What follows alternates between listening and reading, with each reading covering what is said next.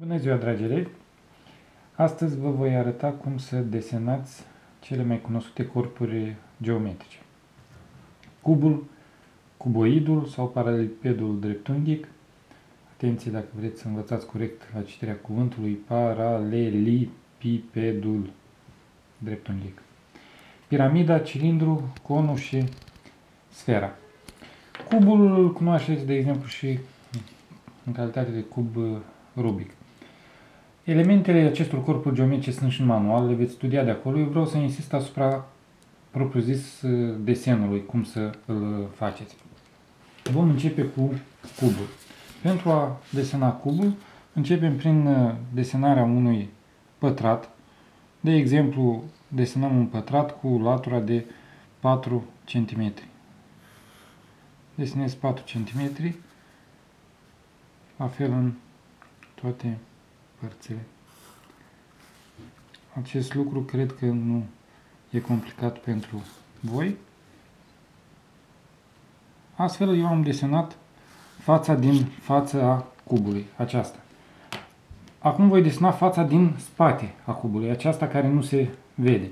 Pentru a o desena, pe diagonală de la un colțișor de pătrat, mergeți pe diagonala pătrățelilor din rețeaua de pătrățele, de exemplu 3 pătrățele, și puneți un punctuleț. Din acel punctuleț începeți din nou să construiți pătratul cu aceeași latură, 4 cm. Cu precizarea că linia de jos este întreruptă pentru că este în spate și nu se vede. Și la fel, această linie este întreruptă pentru că este în spate și nu se vede. Deasupra e linie continuă. Și ultimul pas, uniți punctele rămase.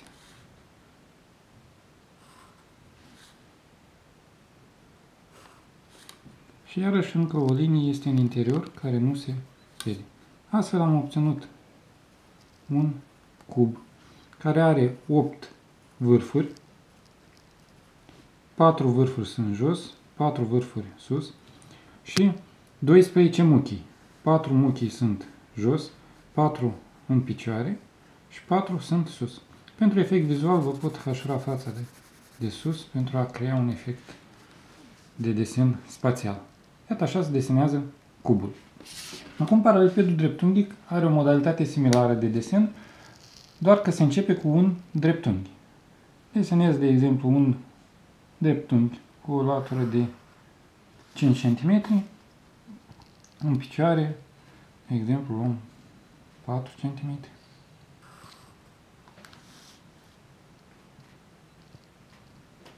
Acesta este dreptunghiul din față. Similar, pe lateral, dintr-un punct, construim pe colț de pătrățel 3 pătrățele. Acest unghi de inclinație des îl voi folosi pentru că e destul de vizibil corpul geometric obținut dacă se respectă acest unghi. Am făcut iarăși în sus 4 cm, în stânga din nou 5 cm, făcând linie întreruptă pentru că este în spate și nu se vede.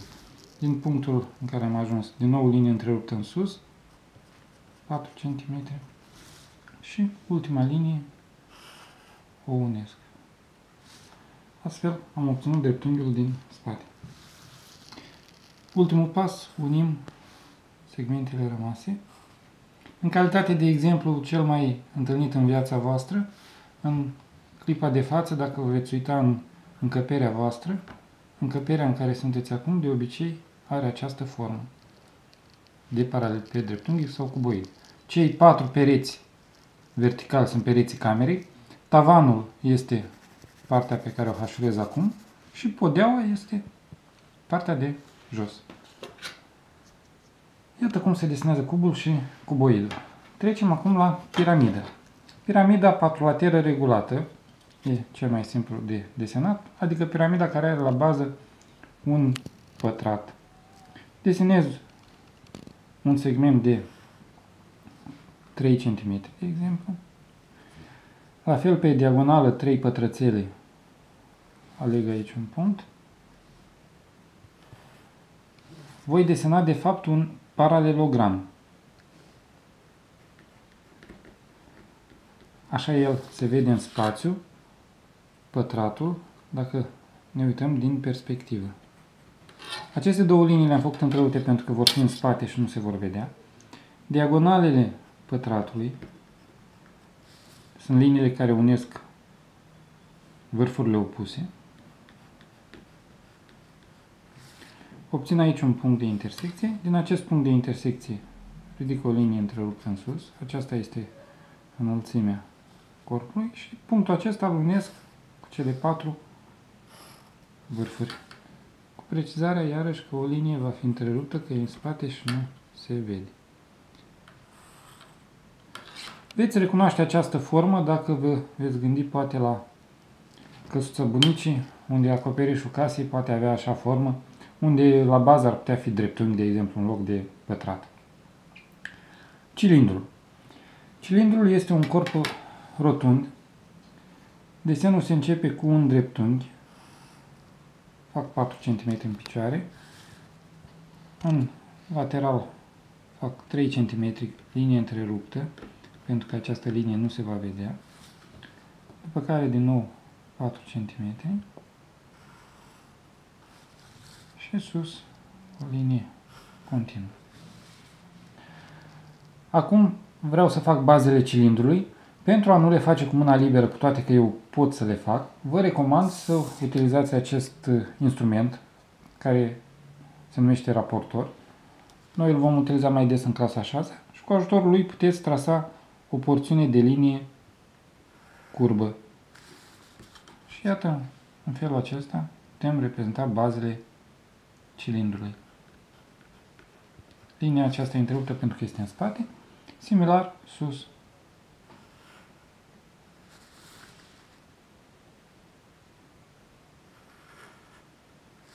Și iată, de exemplu, aceasta este baza de sus a cilindrului.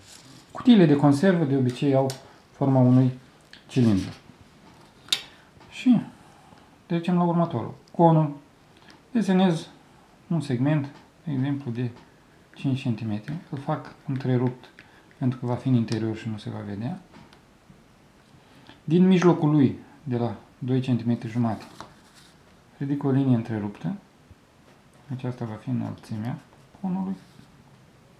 Nu contează înălțimea, cât vreți voi. Și unesc cu celelalte două puncte. Am obținut o figură care este un triunghi. Acum, pentru a reprezenta baza de jos, din nou voi apela la acest instrument numit raportor și fac o linie curbă și în spate una întreruptă. Iată, acesta este conul, baza conului. Dintre corpurile recunoscute în viața voastră cotidiană, poate, dacă la zilele de naștere puneți în cap coifulețe din acelea, să știți că au forma unui con. Și ultimul, sfera, se utilizează compasul. Se desenează un cerc. De exemplu, eu desenez aici cu raza de 2 cm. Nu are importanță cât vreți să fie de mare cercul. Cercul am mai făcut și la tema cercul. Aici avem centrul sferei. De aici, cu linie întreruptă, reprezintă o rază a sferei.